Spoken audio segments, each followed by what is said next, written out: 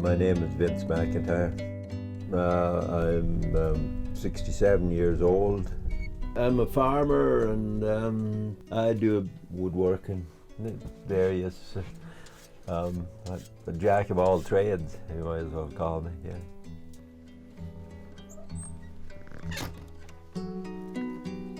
I've lived here since 1979. I found this place by accident and decided to camp here. It was a beautiful place, and when I come here one time to help somebody get firewood, there was an old clear cut and all the trees were down, but it was so beautiful, the panorama of the mountains and the lake and all that, that I said, oh, that'd be a nice place to live. Yeah. Brought my girlfriend up here, and I was just wanting to see how she felt about the place, and she was just totally amazed by the place. So we made our temporary camp here, and here 30 years later we're still here. Never thought I'd ever settle down, that I'd always be a traveler, and when I come here I kind of grew into the place, and my daughter was born here in the Kootenays, so that's probably the reason that it made it home for me. Yeah. We usually shop at our field for the produce, and we have fairly simple diet, and mostly it's our own. And we have cows that we milk when we need milk. In my mid-40s, I decided, you know, this work that I'm doing is totally meaningless to me, you know. Going out there and putting 3 bags on and making a bunch of money. It's not very effective, and it justifies cutting down more forests. So I decided I'm going to try not to have to do this. And that's when I decided to farm. Right?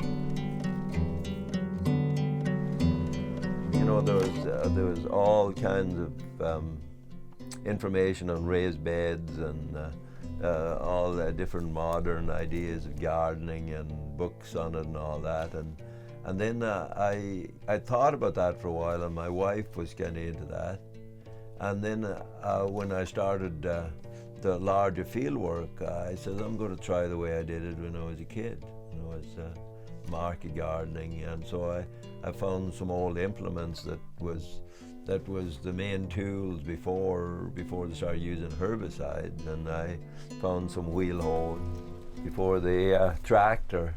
We did, my father, he was a horseman, and I helped him when I was like 10 years old and stuff, learned to drive horses.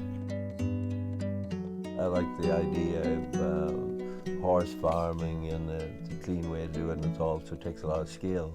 And so to me, that was a traditional way of doing it, and that's the way I do it today. People would be mystified by why I was working so hard for so little. I wasn't really super aware of why I was doing it. It was just something that was in me, and I was unhappy with the way I was making a living. It was so meaningless. Sometimes we have to go back and, you know, take another trail, you know. Maybe that's where we're at. Maybe that's where the human race is at. To me, the biggest tragedy is that there's people today that they don't know why they're alive. They don't know why they're on this earth. We've been industrialized on all levels, and when you have that realization, you know, we feel helpless. Eh? If you go and work in a automobile factory and you put 4 bolts in a radiator, and that's all you know how to do, and you have you're dependent on being in a certain way with your superiors, otherwise you lose your job. You can't be real. If you have a mortgage, you have to say and do things that you don't want to do. When you're on the land and you're farming, your life is full. The elements, or you know, how things are growing in the field, or all this. This is what directs you. It's not some human voice, some power tripper in your life that you call the boss. And I don't like to have that relationship with people that paid workers. I want people to come and work for me that aspire to do it themselves, that want to learn. I have a number of young people out there farming today, and they learned a lot of their skills working with me and applied them. Yeah.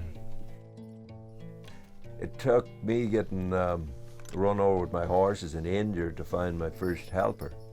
My wife, she had a friend over in the Slocan Valley that had a young English guy there that wanted to work. And so he comes over, and you know, I'm sitting here in pain, and I look at him, and he didn't look very strong. He looked kind of like, and he'd got sunstroke hitchhiking from hills over here.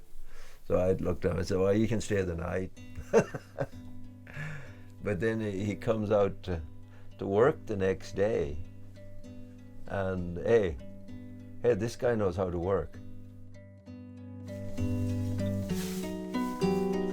Ran away from home when he was 13, and this kind of guy, and he did ecstasy a lot and drank a lot of draft beer in the city, and he was depressed a lot of the time. But you could see the change that happened to that guy, and like he helped me for 3 years, and he's farming today. Yeah, he's my first apprentice. So what motivates me is working with other people, but it has to have some meaning to it. When I got run over with the horses, my brother and all these friends down there, they were doing the timber frame, and they offered me a job in the shop because my ribs were broken and I was in pretty bad shape. I didn't know if I was going to be able to keep farming, but I said no. I got back in my horses as quick as I could. Lived in pain for a couple of years. Yeah, it was out of desperation that I'd done it. I didn't have to go to the shop, you know.